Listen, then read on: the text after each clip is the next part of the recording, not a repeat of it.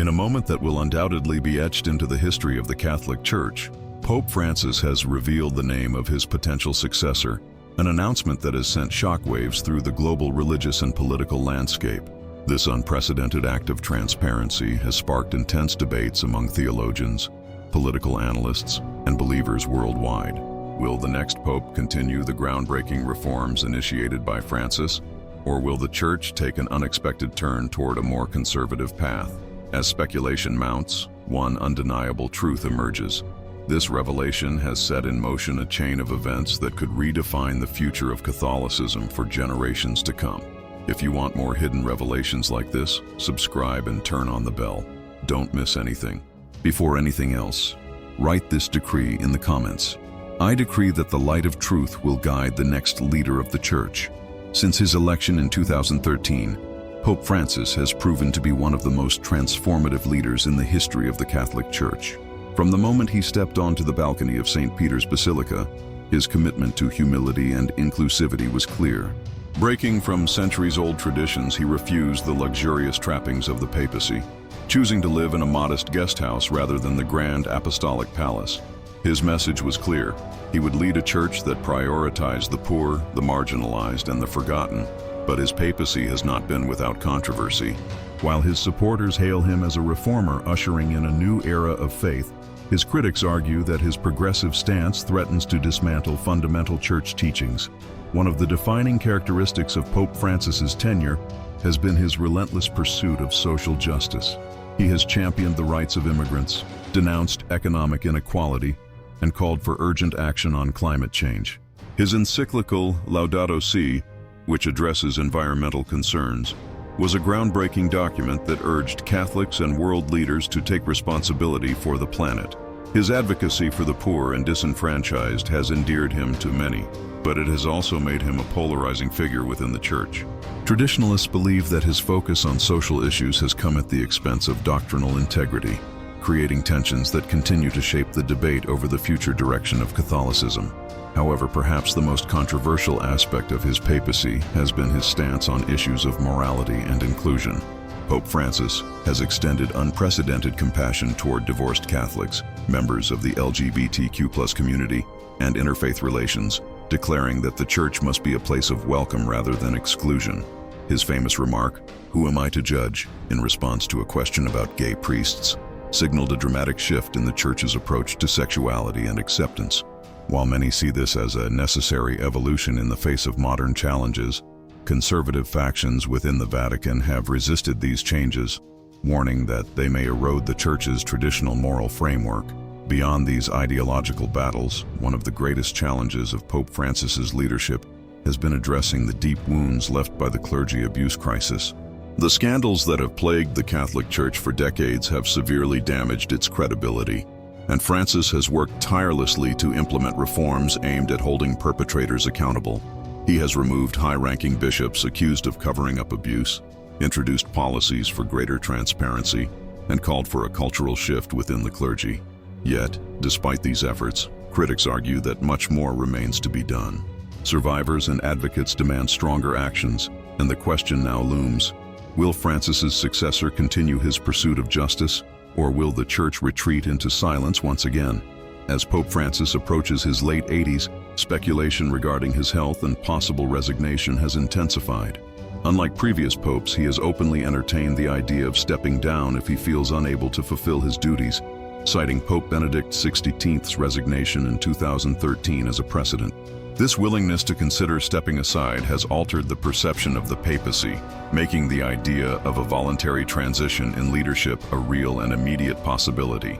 If Francis were to resign, his successor would inherit a church facing immense challenges: rising secularism in the West, the expansion of Catholicism in Africa and Asia, and internal ideological divisions that threaten its unity. Among the potential candidates for the papacy, one name has emerged as a leading contender: Cardinal Luis Antonio Tagle of the Philippines. Often referred to as Asia's Pope Francis, Tagle embodies many of the same values that have defined Francis's papacy: humility, a deep commitment to the poor, and a vision of a more inclusive church. His charismatic and compassionate leadership has made him a beloved figure among Catholics worldwide, and his rise to the papacy would mark a historic moment as the first Asian pope in history. With the center of Catholicism shifting increasingly toward the global south, Tegell's election would symbolize the growing influence of regions that have long been underrepresented in the Vatican. Tegell's leadership style closely mirrors that of Pope Francis. He has consistently emphasized the importance of outreach, particularly to those who feel alienated from the Church. His ability to connect with people on a deeply personal level has made him a powerful voice for the modern Catholic faith. However, his potential papacy would not be without challenges. Balancing the demands of progressives who seek continued reform and traditionalists who advocate for a return to conservative values will require immense wisdom and diplomacy. His tenure would be a test of whether the Church can truly embrace modernization while maintaining its core beliefs. Yet Tegell is not the only contender for the role. Other cardinals, particularly from Europe and Africa, represent different visions for the Church's future. While Francis has worked to reshape Catholicism into a more socially engaged and inclusive institution, there remains a strong faction that believes the Church must reaffirm its traditional values. A more conservative pope could reverse many of Francis's reforms, steering the Church back toward a stricter interpretation of doctrine. This internal battle between progress and tradition will be a defining factor in the upcoming papal transition. If you've made it this far, tell me in the comments what you think about this prophecy. I'll reply to the best comments. One of the greatest uncertainties surrounding the next papacy is how it will respond to the growing crisis of faith in the Western world. In Europe and North America, Catholicism has faced declining attendance, rising secularism, and a younger generation that is increasingly detached from religious institutions. The next pope will need to address these challenges while also embracing the Church's rapid growth in Africa and Asia, where Catholicism is flourishing.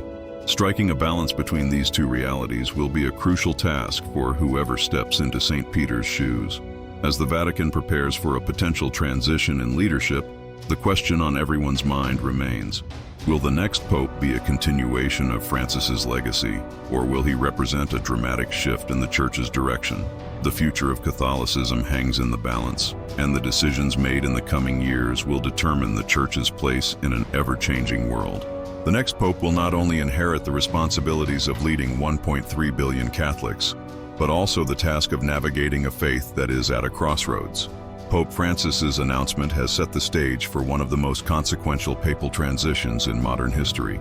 As the world watches and waits, one thing is certain: whoever takes up the mantle of leadership will shape the course of Catholicism for decades to come. Will it be a leader who continues Francis's vision of an open and compassionate Church, or will the forces of tradition reclaim their hold? The answer to this question will not only define the future of the Vatican, but also the faith of millions across the globe. Throughout history, the papacy has been closely tied to Italy, with every pope from 1523 to 1978 being of Italian descent. This deep-rooted tradition was shattered with the election of Pope John Paul II, a Polish cardinal whose leadership transcended national borders and set a new precedent for the Church. His papacy was marked by a strong advocacy for human rights, global outreach, and unwavering opposition to communism, particularly in Eastern Europe. His election proved that the Catholic Church was evolving, expanding its leadership beyond its European stronghold to reflect its truly universal presence. This shift continued with the election of Pope Benedict XVI, a German theologian, and later Pope Francis, the first pope from the Americas, each representing a gradual yet significant step toward a more globally inclusive Church. Despite this diversification, the selection of a new pope remains deeply entrenched in Vatican politics and ideological battles. The conclave, a gathering of cardinals tasked with electing the next pontiff, is not just a spiritual event, but a political one, influenced by power struggles between reformists and traditionalists. The ideological divide within the Church has never been more pronounced. On one side are those who support the progressive vision of Pope Francis, advocating for inclusivity, modernization, and social justice. On the other, staunch conservatives who fear that these changes threaten the core tenets of Catholic doctrine. The next papal election will be a defining moment. Will the Church move forward on the path of reform, or will it pivot back to a more rigid and traditional stance? One of the most urgent questions surrounding the future of the papacy is representation. Despite its global reach, certain regions remain underrepresented in church leadership. Africa, where Catholicism is expanding at an unprecedented rate, has not had a pope in centuries. Asia, home to some of the world's most vibrant Catholic communities, has never had a pope at all. The potential election of Cardinal Luis Antonio Tagle would not only be a historic first, but would also symbolize a church that is truly embracing its global identity. His appointment would be more than just symbolic. It would be a powerful statement that the Catholic Church is ready to reflect the diversity of its followers. Tagle's background makes him a particularly compelling candidate for the role. Born in 1957 in the Philippines, he was raised in a devout Catholic family where faith was not just a tradition, but a way of life. His intellectual journey took him to some of the most prestigious institutions in Catholic academia, including the Catholic University of America, where he earned his doctorate in sacred theology. His deep engagement with Vatican II's teachings, particularly its emphasis on collegiality and pastoral care, has profoundly shaped his leadership style. Unlike those who see the Church as a rigid institution, Tagle envisions it as a living, breathing community, one that listens, adapts, and welcomes rather than judges. His rise through the church hierarchy has been marked by a commitment to humility and servant leadership. As Bishop of Imus, and later as Archbishop of Manila, he rejected the ostentatious lifestyle that often accompanies high-ranking clergy. He was frequently seen riding a bicycle around town, visiting the poor and sharing meals with ordinary families. His personal warmth and genuine compassion have made him a beloved figure among Catholics, not just in the Philippines, but around the world. His ability to connect with people on a deeply human level has drawn comparisons to Pope Francis, reinforcing the idea that he could be a natural successor to the current pontiff. Beyond his pastoral duties, Tagle has played a significant role in shaping the global Catholic agenda. As president of Caritas Internationalis, the Vatican's leading humanitarian organization, he has spearheaded efforts to address some of the most pressing social issues of our time. From advocating for the rights of migrants and refugees to championing environmental protection, his work reflects a church that is not just a spiritual institution, but an active force for good in the world. His leadership during the global refugee crisis, in particular, has demonstrated his deep commitment to Catholic social teachings, emphasizing mercy, solidarity, and the dignity of every human being. As the Catholic Church faces an increasingly complex world, the next pope will inherit a host of urgent challenges. The rapid secularization of Western societies has led to declining church attendance, particularly among younger generations who feel disconnected from institutionalized religion. At the same time, Catholicism is experiencing explosive growth in Africa and Asia, where faith remains deeply intertwined with daily life. The next pope must find a way to bridge these contrasting realities, ensuring that the Church remains relevant and accessible to all. Tagle's ability to navigate these generational and cultural divides makes him a strong contender for the role. If elected, Tagle would likely continue Francis's mission of making the Church more welcoming and compassionate. His emphasis on dialogue, outreach, and inclusivity aligns with the evolving needs of Catholicism in the 21st century. He has been a vocal advocate for interfaith collaboration, particularly in regions where religious tensions threaten peace and stability. In the Philippines, a country with a significant Muslim minority, he has worked to foster harmony between different faith communities, proving that the Church can be a unifying force rather than a source of division. His ability to engage in meaningful dialogue with diverse religious groups would be invaluable in a world where conflicts often have deep religious underpinnings. However, his potential papacy would not come without challenges. The conservative wing of the Church remains a formidable force, and many traditionalists would resist his progressive approach. Some fear that continuing down Francis's path could lead to further erosion of traditional values, particularly in areas such as marriage, sexuality, and gender roles. Others argue that the Church needs a stronger, more doctrinally firm leader to counteract the forces of modern secularism. If Tagle were to become pope, he would need to navigate these tensions carefully, finding a way to honor tradition while still pushing for necessary reforms. Additionally, the financial and administrative challenges facing the Vatican cannot be overlooked. The Holy See has struggled with financial scandals, bureaucratic inefficiencies, and internal corruption, issues that have plagued the Church for decades. Pope Francis has made strides in increasing transparency, but much work remains to be done.